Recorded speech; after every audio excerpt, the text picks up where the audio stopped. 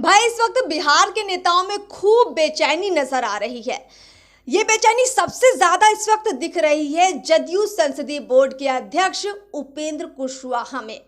बार बार media में आ रहे हैं और कह रहे हैं कि जदयू कमजोर हो रही है, नीतीश कुमार को कमजोर किया जा रहा है, मुझे भी कमजोर दिखाने की कोशिश की जा रही है, मैं नीतीश कुमार की ताकत हूं, लेकिन कहीं ना कहीं हमारे बीच कुछ खलल डालने की कोशिश हो रही है। ये बातें कही जा रही हैं उपेंद्र कुशवाहा की तरफ से।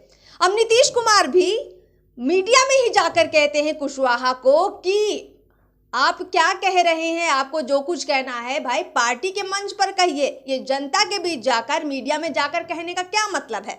अब ये भी कहते हैं नीतीश कुमार कि अगर आपको कहीं और जाने का मन आपने बना लिया है या जाना चाहते हैं तो चले जाइए, आप पहले भी कई बार आए और गए हैं, इसमें कोई नई बात नहीं होगी। तो इस तरह की जो बयानबाजी है पूरी बिहार की राजनीति में खूब चर्चाओं का विषय बनी हुई है। और एक बात ये भी निकलकर सामने आ रही है कि आखिर जदयू के अंदर ये बेचैनी क्यों पैदा हो गई, कारण क्या है, कुशवाहा किस बात से घबराए हुए हैं, किस बात कि उनको इतनी ज़्यादा परेशानी हो गई है। हमने बहुत सोचा और तमाम राजनीतिक जो विश्लेषक हैं उनकी बातों को समझा, कोशिश की कि समझें कि बात अंदर खाने की क्या है।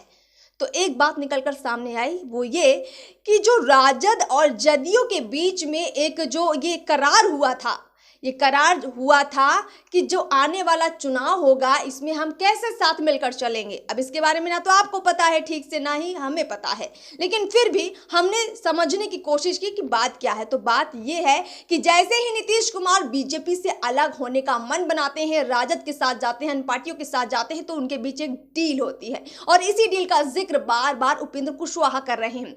कहा यह जा रहा है कि डील हुई थी कि नीतीश कुमार अपने इसी कार्यकाल में तेजस्वी यादव को सीएम की कुर्सी सौंप देंगे।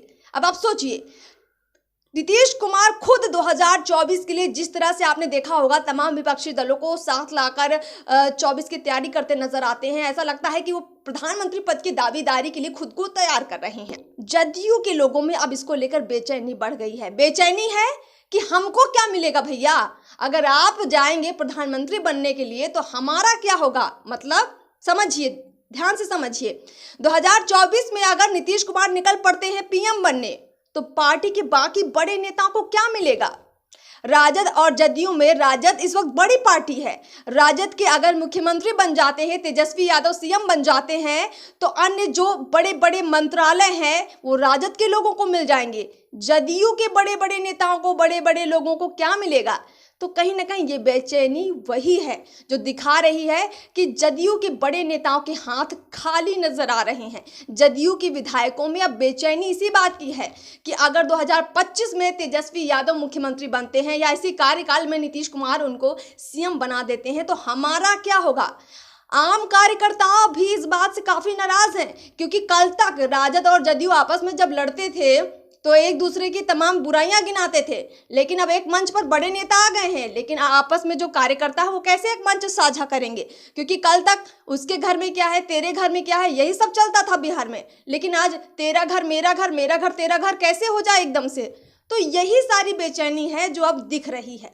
तेजस्वी और नीतीश कुमार आपस में तो सेट किए हुए हैं मामला, लेकिन बाकी लोगों का क्या भाई। और यही दिक्कत हो रही है इस वक्त बिहार की राजनीति में। आपने सुना होगा कि चिराग पासवान भी कह रहे हैं कि हो सकता है मध्य अवधि में चुनाव हो जाए बिहार में।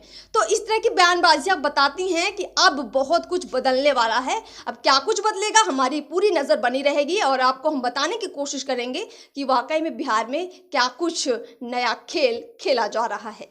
मोबी ट्वीट के इस वीडियो में फिलहाल इतना ही, हमें दीजिए इजाज़त, नमस्कार।